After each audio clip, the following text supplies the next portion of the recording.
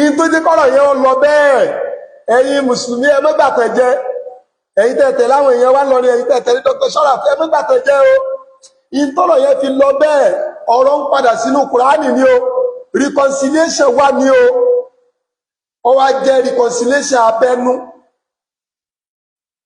mo kí Dr. Ajia wọn àmọ́ mi o mo dẹ̀ kí Professor Alaro wọn àmọ́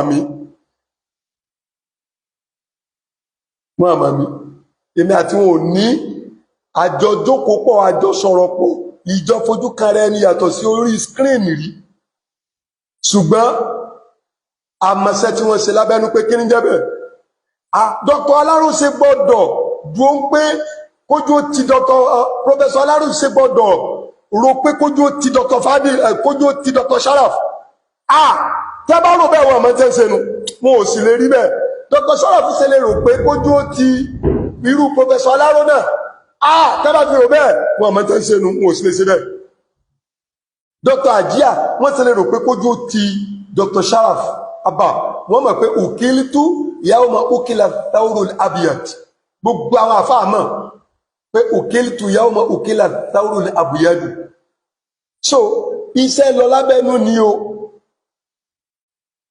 inti litigation máa ń rìsọ́ọ̀tì sí kí wọ́n yẹ̀yẹ́ ẹni tó bí o tí ò bá sí reconciliation o ìyẹn ló jẹ́ pé èèyàn máa ń yọ̀ pé wọ́n gbẹ́jọ́ lọ kóòtù o ẹni yìí lè dẹni yẹ̀yẹ́ o bí wọ́n bá padà wá sọ pé we are sorry so Ọlọ́run ní jáwọ́ àfáà wọ́n dẹni yẹ̀yẹ́ o so mo kí ẹ̀yin àfáà tẹ̀ dìde lábẹ́nú èmi kí yín mo kí Dr. Ajia ẹ kú gbígbà pé ẹ̀tẹ́ àfáà kan ẹ̀tẹ́ gbogbo àfáà ni tó bá jà fẹ́ sí mo kí Professor Abdulrazak Abdulmajid Alaro tẹ́yìn náà gbà pé ẹ̀tẹ́ àfáà kan ẹ̀tẹ́ gbogbo àfáà ẹ̀sìn ni mo kí yín o wàláhì tí mo mọ̀ ni mo ń sọ ẹnìkan ẹ̀sìn mọ́ wà fún mi bẹ́ẹ̀ wá fún mi ẹ̀ ń wéṣì wíwá ní o torí mi ò ní ẹnìkan lóhùn òun èmi mọ̀ pé tí mi ò láyé ìkọ́ ni màá sọ nǹkan tí mi ò mọ̀ tí ò dá mi lójú tá bá ń pera wa lọ́mẹ́kẹ́ à ń tẹ́ra wa lórí bá fáwọn àgbàlagbà ní o kìí sọ mẹ́kẹ́rú lẹ́bù tí ẹ̀yin èèyàn lè máa ròyìn àwọn àgbààgbà wọ̀nyí náà dẹ̀ mọ̀ pé ètí ń sọ̀rọ̀ yìí irú ọmẹ́kẹ́ tí ń pera rẹ̀ yìí ń pera rẹ̀ lọ́mẹ́kẹ́ pé torí pé Ọlọ́run gbé wa sípò àgbà ni o só mi ò lè sọ àríìrí sọ ẹ̀yin èèyàn má sì gbọ́ pé àwọn àfáà lọrin gbogbo àwọn alùsúnà lọrin wọ́n wá pé Dr. Sharaf lẹ́jọ́ no ẹ má dákún ọ̀rọ̀ yìí o ẹ má dákún ọ̀rọ̀ yìí nínú àwọn tí wọ́n ṣiṣẹ́ rẹ̀ lórí ọ̀rọ̀ yìí tí mo mọ̀ tó dá mi lójú Professor Alaro wọ́n ṣiṣẹ́ Dr. Ajia wọ́n ṣiṣẹ́ àwọn yẹn dá mi lójú iṣẹ́ kí náà ṣe iṣẹ́ rẹ̀ náà sì ṣe wípé láyé kò sí ń tó gbọdọ̀ ṣẹlẹ̀ tẹ́ gbọdọ̀ dá dókítà dúró mo wá kí bàbá wa Dr. Fadil Nurudeen Abiola Imam mbà tí sọ̀rọ̀ yìí ṣùgbọ́n ńgbà ó ti dórí social media yìí pé ẹrú Ọlọ́run kan kọ́ láìtọ̀ kan tí mo kà wípé Dr.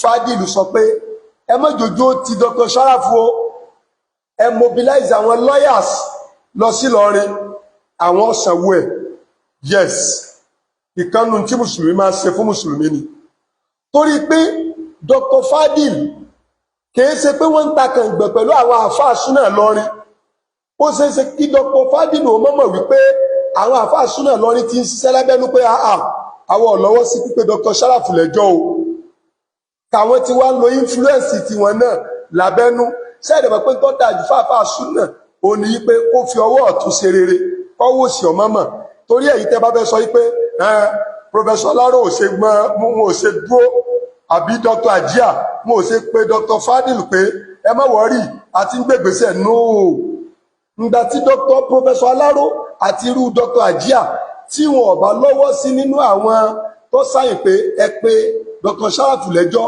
dáadáa táwọn bá ń ṣe láti fi ṣàtúnṣe abẹ́nú náà wọ́n ti máa ṣe ìyẹn náà ń pè ní pé èèyàn ń súpó kọ̀kọ̀.